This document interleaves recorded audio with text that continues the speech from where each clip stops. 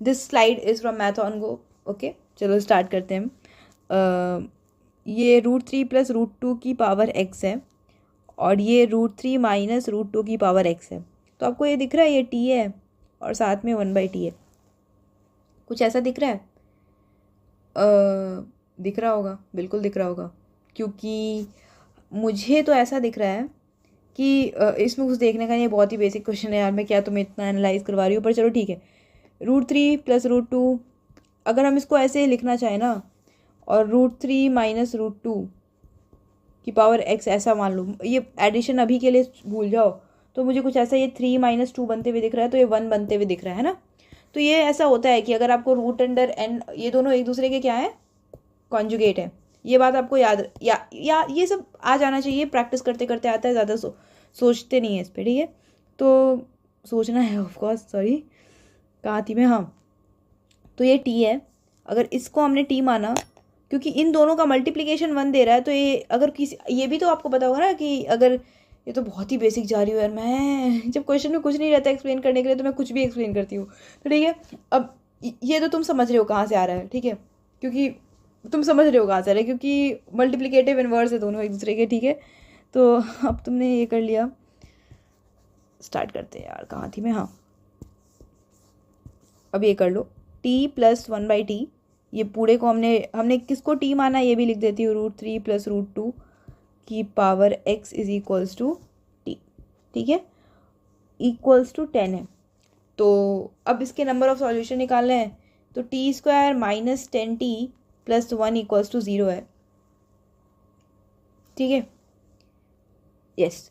और अब इसमें क्या करना है, t², इसे सॉल्व करना है, बट मुझे ऐसा दिख रहा है कि मल्टीप्लाई करके 1 लाना है और ऐड करके 10 लाना है। तो मुझे ऐसा लग रहा है कि हमें वो जो बेसिक फार्मूला है वो यूज़ कर लेते हैं, बट मुझे ऐसा क्यों आ रहा है कि शायद इसके नहीं है, बट चलो ठीक है।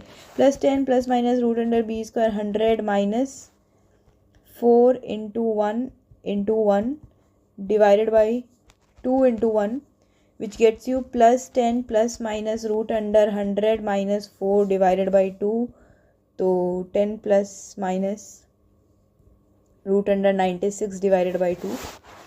तो भाई अब इसमें तो तुम 16 कॉमन ले लो, यहाँ पे ये तो तुम कर लोगे 10, ये हो जाएगा +-4 √6 divided by 2, ये 2, ये 5, तो ये हो जाएगा 5 ±2 √6, ठीक है। ये हमारे पास 2 रूट्स आए हैं, the number of elements in the, हाँ ये t की वैल्यू आई है हमारे पास,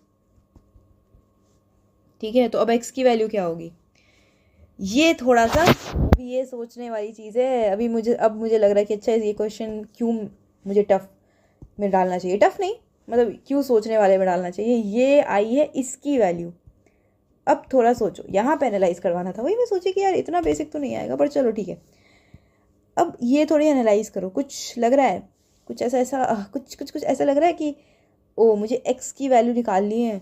तो बहुत लोग क्या करते हैं, अच्छा x को नीचे लाना है तो पूरे की लॉग ले लेते हैं भाई, लॉग, ये इसके बेस पे लॉग ले रहे हैं भाई, इसके बेस पे सही ही कर रहे हैं, पर लॉग ले तो लिया, अब इसे सॉल्व कैसे करेंगे। ये तुरंत स्ट्राइक कर गया, इसका मतलब बहुत प्रैक्टिस हुई है, और अगर तुरंत स्ट्राइक नहीं कर रहा है तो प्रैक्टिस की कमी है भाई, थोड़ी प्रैक्टिस बढ़ाओ। क्या हो सकता है ऐसा कुछ, ऐसा तो मैं सुनी हूँ कि इन दोनों का सम मेरे पास यहाँ पे लिखा है और इन दोनों का मल्टीप्लाई होके कुछ यहाँ पे लिखा है, तो मुझे कुछ तो फील आ रही है। तो ये √3 + √2 का स्क्वायर नामक एक चीज़ हमने सुना तो था, जो कि 3 + 2 + 2 टाइम्स √3 × √2 होता है, जो कि 5 + 2 √6 होता है। तो वैसे ही अगर तुम √3 - √2 स्क्वायर नामक चीज़ सुने होगे तो 5 - 2 √6 होता है, ठीक है। अब जब तुमने सुन लिया वो बात, तो x की वैल्यू क्या आ गई, 2 आ गई, ठीक है।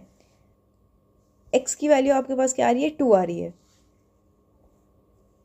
हमसे क्या बोल रहा है, x की और कोई वैल्यू हो सकती है क्या, x की और कोई वैल्यू हो सकती है। हमारे पास क्या आ गया है, x की वैल्यू, तो ऐसा क्या रखे x में कि हमारे पास 5 - 2 √6 आ जाए। तो हमें इतना पता है कि √3 - √2 का जब हम स्क्वायर करते हैं ना, तब हमारे पास ये चीज़ आती है, और ये इसका क्या होता है, इन्वर्स होता है, तो x = -2 हो जाएगा, ठीक है। तो 2 हमारे पास सॉल्यूशन आ रहे हैं इसके, तो इस क्वेश्चन का आंसर ओ सॉरी, ये 1 किसने कर रखा है भाई, 2 होगा। Okay cool. तो या thanks to math on go for providing so many questions online. You can check their website as well.